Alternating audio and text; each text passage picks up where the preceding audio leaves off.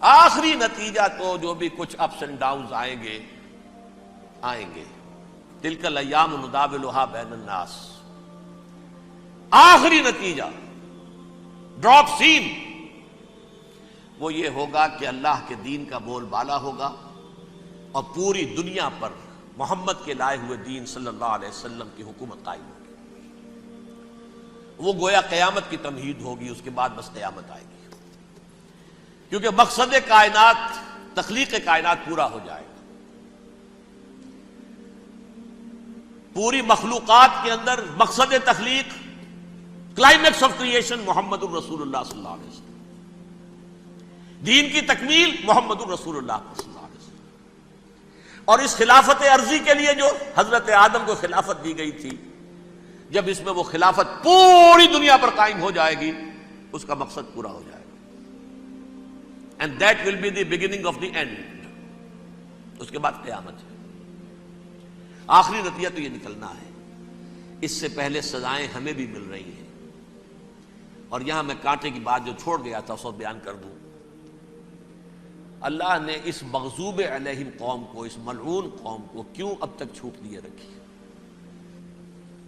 میں بتا چکا ہوں یہ بڑے عذاب کے مستحق ہو چکے تھے حضرت عیسیٰ علیہ السلام کے زمانے میں، چھوٹ دی ہے، ابھی تک ہے، بلکہ ایک مرتبہ ابھارا ہے۔ 1900 برس کے بعد ابھرے ہیں یہ، بالفور ڈیکلریشن 1917، سن 70 عیسوی کے بعد، تقریباً 1900 برس، 1850 برس تو ہے کم سے کم۔ پھر creation of Israel 1948، 1967 extension of Israel, یروشلم پر قبضہ۔ یہ سارا جو ہے کیوں ہے؟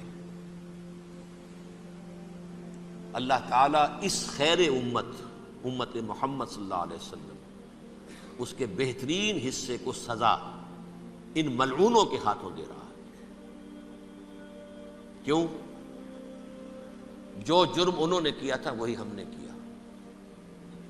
انہوں نے اللہ کی کتاب کو پیٹھ کے پیچھے پھینکا، نبذ فریق من الذین اوتوا الکتاب کتاب اللہ وراء ظہورہم، ہم نے اپنی پیٹھوں کے پیچھے پھینکا کہ نہیں؟ کولونیل رول سے آزاد ہوئے، کہیں اسلامی قانون نافذ کیا، کہیں اسلامی نظام قائم کیا؟ تو جو جرم ان کا تھا وہی ہمارا ہے، اور ہم خیر امت ہیں، اور ہمارے میں سے خیر ترین عرب ہیں، ان پر اللہ کا فضل، ان کی مادری زبان میں اللہ کی کتاب موجود ہے۔ پھر انہوں نے اللہ کے دین کو پیٹھ دکھائی۔ جو ملک آزاد ہوا کولونیل رول سے، یا اس نے قبلہ کر لیا اپنا ماسکو کی طرف، یا کر لیا واشنگٹن کی طرف، کسی نے مکے کو قبلہ بنایا۔ یہ بدترین سزا ہے۔ ویل للعرب من شر قد اقترب۔ اور ترمذی شریف میں تو یہاں تک روایت ہے، من اقتراب الساعۃ ہلاک العرب، قیامت کے قرب کی ایک نشانی یہ بھی ہوگی کہ عرب ہلاک ہو جائے گے۔ ایک حدیث میں الفاظ آتے ہیں کہ حضور نے جب کہا یہ ہوگا یہ ہوگا یہ ہوگا، یہ بربادی آئے گی، تو کسی زوجہ محترمہ نام میں بھول رہا ہوں، انہوں نے پوچھا کہ عرب اس دن کہاں ہوں گے؟ فرمایا العرب یومئذ قلیل، بہت کم۔ آخری خاتمہ ہونا ہے یہود کا حضرت مسیح علیہ السلام کے ہاتھوں۔ وہ عذاب جو 2000 برس تک ان سے ٹلا رہا وہ آئے گا، اور ان کے رسول ہی کے ہاتھوں آئے گا۔ لیکن اس سے پہلے مسلمانوں پر یہ عذاب آ رہا ہے، ہولوکاسٹ کے درجے کا عذاب آ رہا ہے۔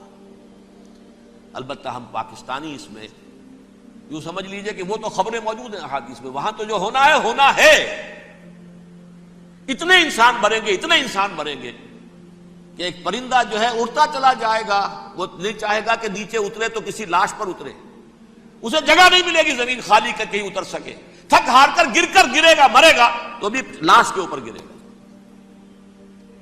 یہ الفاظ ہے حضور صلی اللہ علیہ وسلم، الملحمۃ العظمیٰ الملحمۃ الکبریٰ۔